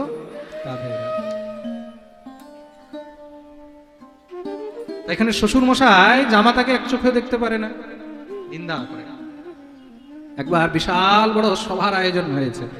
সেই সভার মধ্যে সেখানে সমস্ত সব দেবতাগণ এসেছে। তাদের মধ্যে সভার অধ্যক্ষ বানিয়েছে কাকে? দক্ষ প্রজাপতিকে। মহাদেবও এসেছেন। অধ্যক্ষ এখন আসছেন, প্রেসিডেন্ট আসছেন, আগের থেকে সবাই বসে আছে। তো মহাদেব বসে বসে হরিনাম করছেন। সাধারণ মানুষ যদি বসে থাকে তো কি করবে? বসে বসে মহারাজ সময় নেই, কি আর করবে? ফেসবুক চালাবে, হোয়াটসঅ্যাপ চালাবে। আর কোনো ভক্ত হলে কি করবে? বসে বসে জপ করবে, হরিনাম। প্রেম সে বলো, মহাদেব তো আর ফেসবুক হোয়াটসঅ্যাপ চালাবেন না। মহাদেব গোবিন্দের ধ্যানে বসে গেছেন, ধ্যানে বসে তো একদম ধ্যানে মগ্ন হয়ে গেছে। কোন সময় যে শ্বশুর মশাই এসেছে খেয়ালই হয়নি। সবাই তো প্রণাম করেছে, উঠে দাঁড়িয়েছে, কিন্তু মহাদেব জায়গাতেই বসে রয়ে গেলেন। দেখেই তো দক্ষ কুপিত হয়ে গেছে। এমনিতেই মহারাজ দেখতে নারী, চলন বাঁকা। প্রেম সে বলো রাধে রাধে। যাকে মানুষ পছন্দ করে না তার সবকিছুই খারাপ লাগে, তাই তো? আচ্ছা দেখবে, তুমি যাকে ভালোবাসো তার দেখবে সবকিছু ভালো লাগবে, তাই তো? সে গালি দিলেও ভালো লাগবে, সে তোমাকে মারলেও ভালো লাগবে, সে তোমার গায়ে থুতু দিয়ে দিলেও ভালো লাগবে, তাই তো? প্রেম সে বলো। বিশ্বাস করবেন না, আমি নিজের চোখে এরকম দেখেছি। এমন নিষ্ঠাবান শিষ্য, গুরুদেব পান খাচ্ছেন, আমি বসে আছি সেখানে। খুব ভালো একজন সাধু, ওনাকে একটু পান খাওয়ার খুব শখ আছে। পান খাওয়া কোনো খারাপ জিনিস নয়, তাম্বুল ভগবানকে অর্পণ করা হয়। খুব মন দিয়ে শুনবেন। আমি দেখলাম উনি খুব ভজনশীল, সময় খুব ভজন করেন, হরিনাম ভগবত নাম নিয়ে থাকেন, কিন্তু পান না খেলে থাকতে পারেন না। পান খাচ্ছেন শিষ্য, গুরুদেবের কাছে গিয়ে বলছে, বাবা একটুখানি পান আমাকে দেন, একটু পান আমাকে দেন। গুরুদেব সঙ্গে সঙ্গে পান যে চাবাচ্ছিলেন একটুখানি হাতের মধ্যে দিয়ে দিলেন।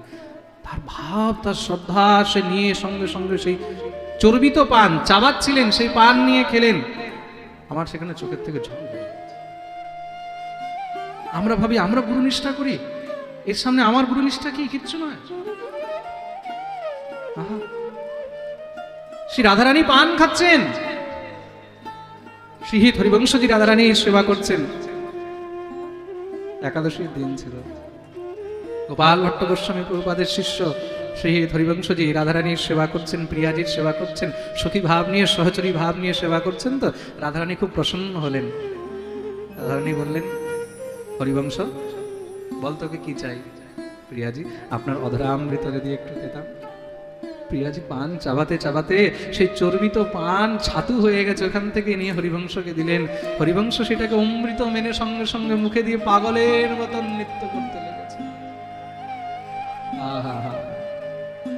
নিষ্ঠা। আমি যাকে ভালোবাসি সে যদি থুতুও দেয়, সেই থুতু আমার জন্য অমৃত।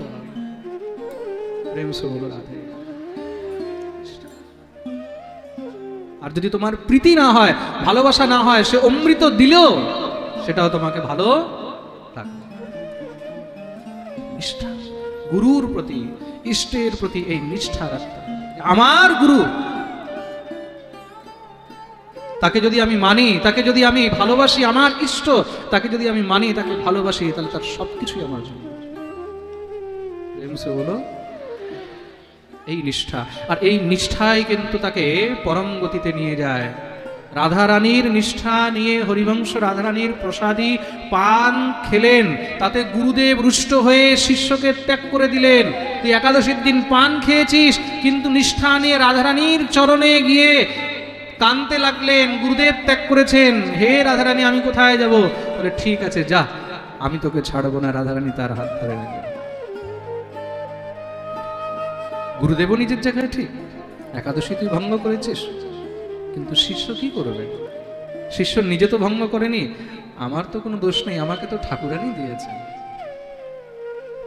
সহচরী ভাব নিয়ে ঠাকুরানী দিয়েছেন, দোষ আমার নেই।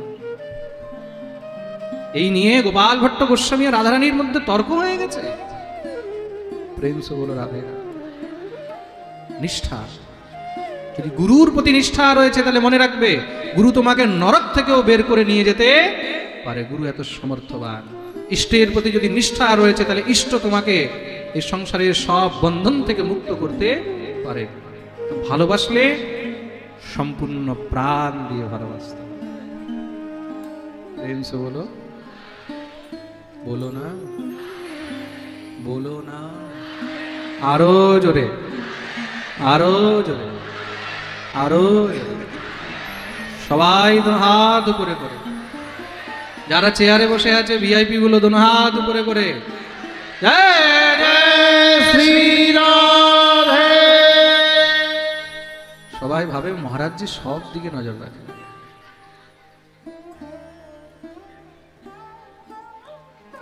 এটাই হলো নিষ্ঠা। যাকে তুমি ভালোবাসো না, যার প্রতি তোমার মনের মধ্যে হিংসা রয়েছে, যার প্রতি নিন্দা রয়েছে, তার দেখবে কিছু ভালো লাগবে না। সে ভালো বললেও সেটা খারাপ মনে হবে। দক্ষ প্রজাপতি তো সঙ্গে সঙ্গে গালাগালি আরম্ভ করে দিয়েছে, যা পাচ্ছে তা মহাদেবকে বলা আরম্ভ করে দিয়েছে। দেখো দেখো কেমন অভিমানী, উদ্দণ্ড, নির্লজ্জ, পাখণ্ডী, নিজেকে নাকি একবার সাধু বলে, বৈষ্ণব বলে, ভক্ত বলে, দেবাধিদেব বলে। গুরুজন মহৎজনের সম্মান পর্যন্ত করতে জানে না। সে সম্বন্ধে নাকি আমার জামাতা, শ্বশুর মশাই বলে প্রণাম করলো না একবার, সবার অধ্যক্ষ বলে তো প্রণাম করত। মহাদেব চুপচাপ বসে আছেন, ভাবলেন ভুল হয়েছে, শ্বশুর মশাই পিতৃতুল্য, যা বলছেন কি আর বলবো। কিন্তু মহাদেব চুপ আছেন তা বলে মহাদেবের শিষ্যরা কি চুপ থাকবে? তুমি কারোর বাপকে গালি দেবে, বেটা চুপ থাকবে? যেই বেটা নিজের সামনে বাপের অপমান সহ্য করে, সে বেটাই নয়, সে জারদ সন্তান। স্পষ্ট কথা। কোন পুত্র যদি নিজের সামনে পিতার অপমান সহ্য করে, সে পুত্র পুত্র নয়, সে হলো জারদ সন্তান, মনে রাখবে। তদ্রূপ কোন শিষ্য যদি নিজের গুরুর অপমান সহ্য করে, সে শিষ্য শিষ্য নয়, তাকে ধূর্ত বলা হয়েছে। সে বলো, শাস্ত্রে এতটুক পর্যন্ত বর্ণন রয়েছে, নিজের ইষ্ট, নিজের গুরুর যদি কেউ নিন্দা করে, যদি সামর্থ্য থাকে, তার জিহ্বা টেনে ছিঁড়ে ফেলা উচিত। আর যদি সামর্থ্য নেই, তাহলে সেখানে কান বন্ধ করে বেরিয়ে চলে যাওয়া উচিত। প্রেম সে বলো।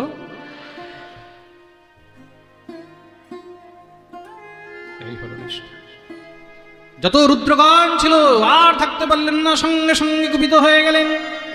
তারাও সবাই মিলে দক্ষকে অভিশাপ দিতে লেগেছেন। আরে ধূর্ত, তুই আমাদের মহাদেবকে গালি দিচ্ছিস, যা আমরা অভিশাপ দিচ্ছি, তোর এই মুন্ড নাশ হয়ে যাবে, তোর এই মুন্ড ছাগ মুন্ড হয়ে যাবে, ছাগলের মুন্ড হয়ে যাবে। বলতে সঙ্গে সঙ্গে সেখানে মহারাজ এমন অবস্থা হয়ে গেল, একজন আরেকজনকে অভিশাপ দিয়ে আরম্ভ করে দিলেন। ব্রাহ্মণগণ অভিশাপ দিচ্ছে, তোমাদেরকে আর আমরা যজ্ঞের মধ্যে ডাকবো না, যজ্ঞে ভাগ দেব না, রুদ্রকে ভাগ দেব না, রুদ্রগণদেরকে ভাগ দেব না। সঙ্গে সঙ্গে রুদ্রগণরা ব্রাহ্মণদেরকে অভিশাপ দিয়ে দিল, যাও আমরা অভিশাপ দিচ্ছি, ব্রাহ্মণরা সব কলিযুগে ভ্রষ্ট হয়ে যাবে, অখাদ্য কুখাদ্য ভক্ষণ করবে, বেদহীন হয়ে যাবে। যখন চারদিকে অভিশাপ দেওয়া দিয়ে শুরু হয়েছে, মহাদেব দেখলেন আর থাকা উচিত নয়, বেরিয়ে গেল।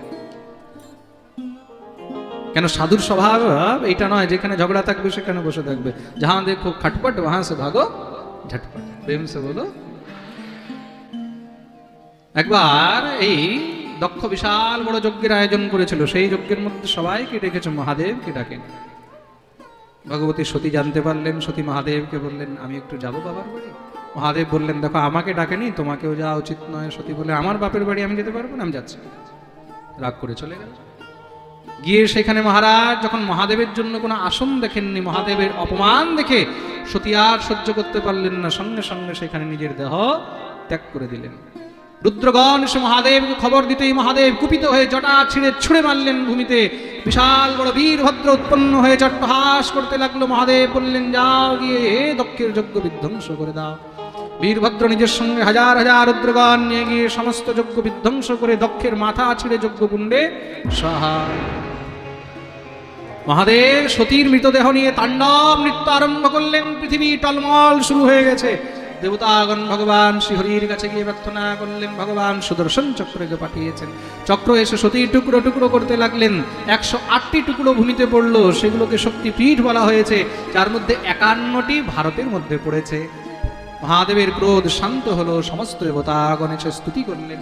মহাদেব বললেন, কি চাও? বলে, প্রভু, যে যজ্ঞ অপূর্ণ হয়েছে সেই যজ্ঞকে আপনি পূর্ণ করুন। মহাদেব বললেন, যজমানকে নিয়ে আসো। বলে, যজমান তো মারা গেছে। মহাদেব বললেন আমি জীবিত করে দেব। তার মৃত শরীর এনেছে, মাথা নেই। মহাদেব বললেন মাথা কোথায়? বীরভদ্র বললেন মাথা আমি যজ্ঞকুণ্ডে ভস্ম করে দিয়েছি। মহাদেব বললেন এখন তার কোনো উপায় নেই, একটি কাজ করো, এখান থেকে উত্তর দিশায় গিয়ে যেই কোনো জীব পাবে তার মাথা নিয়ে আসো। রুদ্রগণ গিয়ে সেখানে এক ছাগলকে দেখলেন, ছাগলের মাথা নিয়ে এসেছেন, মনে মনে হাসছেন। খুব অভিমানী ছিল তো, খুব ম্যা ম্যা ম্যা ম্যা করতো। আমি যে বেশি ম্যা ম্যা করে তাকে ছাগল হতে प्रेम से बोलो, जो ज्यादा मैं करता है उसको बकरा बनना पड़ता है, और बकरे की कटाई होती है, बकरे की बलि होती है। प्रेम से बोलो, ছাগল কে কি হয়? বলি দেওয়া হয়। তো মহারাজ মাথা নিয়ে যখনই লাগিয়েছে, ছাগল তো স্তুতি করতে যায়, বলতে গিয়ে মুখ থেকে বাম বাম বাম বাম বাম বাম বাম বেরিয়েছে। ব্যাম ব্যাম ব্যাম যখন বেরিয়েছে, মহাদেব হাসতে লেগেছেন। মহাদেবের মুখ থেকে হাসি ফুটলো। তার জন্য মহাদেবের সামনে বম বম বললে মহাদেব খুব প্রসন্ন হয়। কেন? তখন শ্বশুর মশাইয়ের কথা মনে হয়। প্রেম সে বলো, নমঃ পার্বতী পতয়ে হর হর মহাদেব। দিব্য মহাদেবের স্তুতি করলেন। মহাদেব যজ্ঞ পূর্ণ করিয়েছেন। যজ্ঞ ভগবান প্রকট হলেন। দক্ষের যজ্ঞ পূর্ণ করা হলো। এইদিকে সেই দক্ষ পরবর্তীকালে প্রাচেতসের ঘরে, প্রচেতাদের ঘরে জন্মগ্রহণ করেছেন। আর মা ভগবতী সতী পর্বতরাজ হিমালয়ের ঘরে পার্বতী হয়ে জন্মগ্রহণ করলেন। আর পার্বতী রূপে পুনরায় আবার মহাদেবের সঙ্গে তার বিবাহ হলো। বলিয়ে শিবশঙ্কর ভগবান কি জয়। আসুন আমরা সবাই মিলে মহাদেবের বিবাহের দিব্য দর্শন করব। মহাদেবের আমাদের মধ্যে এখানে বিবাহ লীলা আপনারা দর্শন করবেন। শিব পার্বতী খুব সুন্দর আমাদের মধ্যে এসেছেন। বলিয়ে শিবশঙ্কর ভগবান কি জয়, পার্বতী মাইয়া কি জয়। সামনে নিয়ে আসা হোক। চারদিকে দিব্য সবাই মিলে মহারাজ জয়কার করছেন, মহাদেবের বিবাহের বর্ণন করছেন। আসুন আমরা সবাই মিলে মহাদেবের বিবাহের আনন্দ করব। আর খুব মন দিয়ে শুনবেন, আজকে মহাদেবের বিবাহের সঙ্গেই কিন্তু দ্বিতীয় দিবসের কথাও এখানে বিশ্রাম হবে। আর কালকের পাঠে আমরা ধ্রুব চরিত্র, জড়ভরত চরিত্র, অজামিল উপাখ্যান, নৃসিংহ অবতার ইত্যাদির কথা বর্ণন শ্রবণ করব। আর আজকের যিনি প্রসাদ দিয়েছেন বা আজকের যজমান শ্রী চিত্তরঞ্জন পাত্র ও রেখা পাত্র, তাদের পরিবারের মঙ্গলের জন্য ব্যাসপীঠ থেকে অনেক অনেক মঙ্গল আশীর্বাদ। মাছিনান থেকে এদের জন্য জোরদার তালি।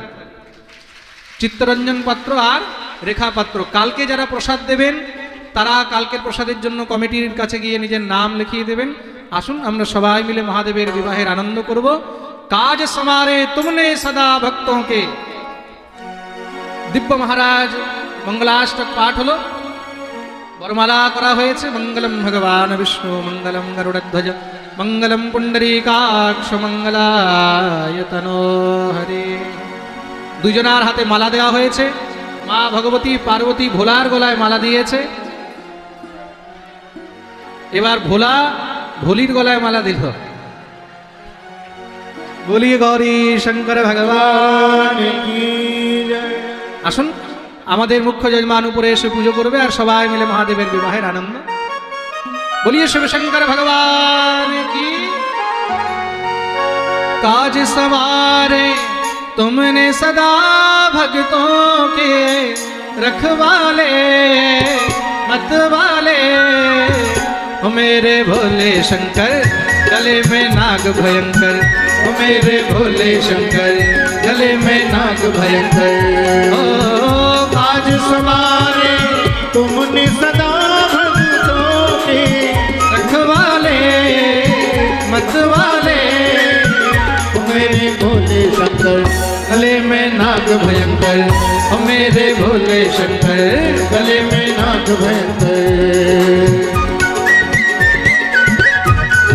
बोलिए शिव शंकर भगवान की हरि बोल।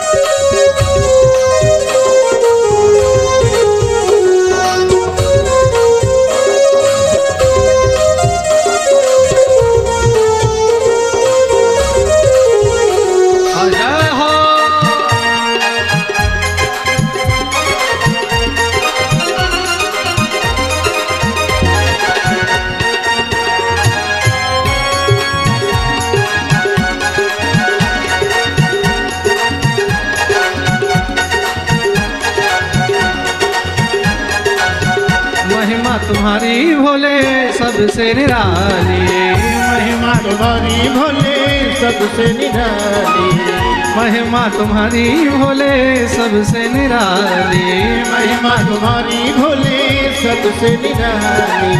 लौटा नहीं है कोई दर से खाली, लौटा नहीं है कोई दर से खाली, जो भी मांगा वो तुमने दिया, भक्तों के रखवाले मतवाले, ओ मेरे भोले शंकर गले में नाग भयंकर, ओ मेरे भोले शंकर गले में नाग भयंकर।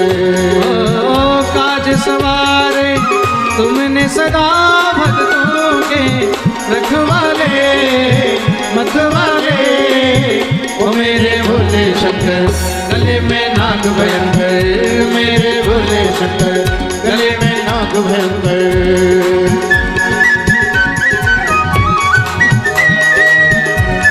शिव शंकर भगवान की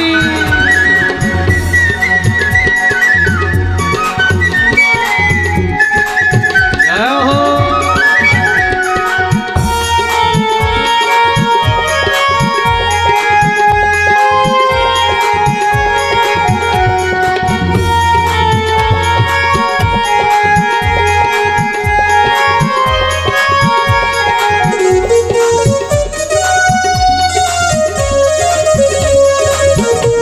हर हर महादेव।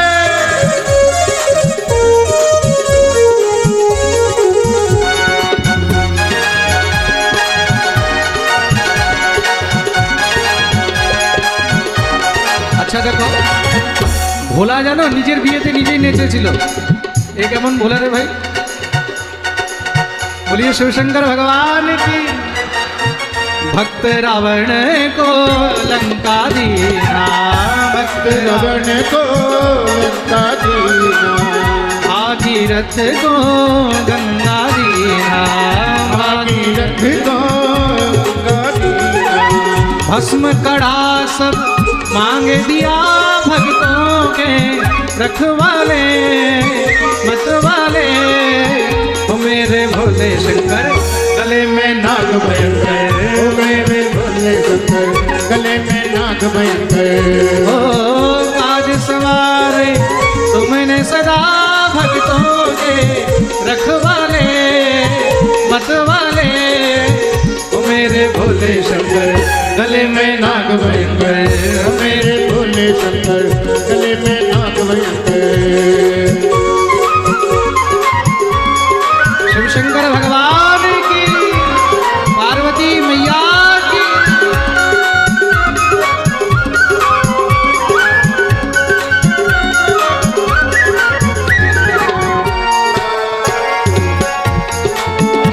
जय हो।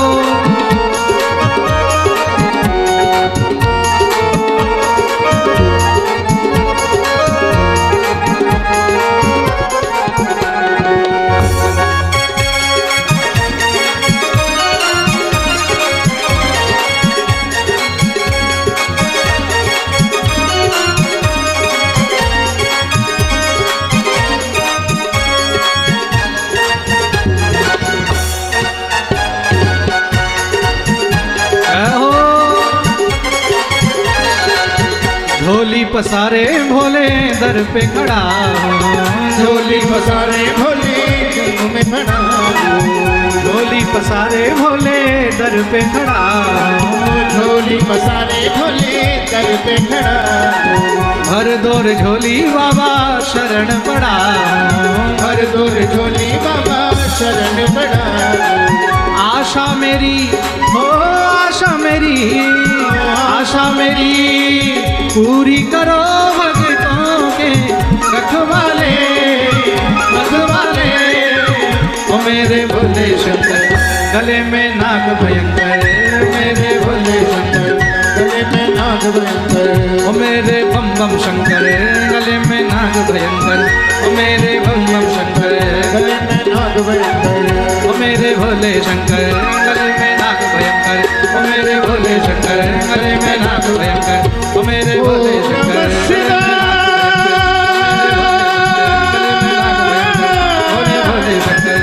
ओम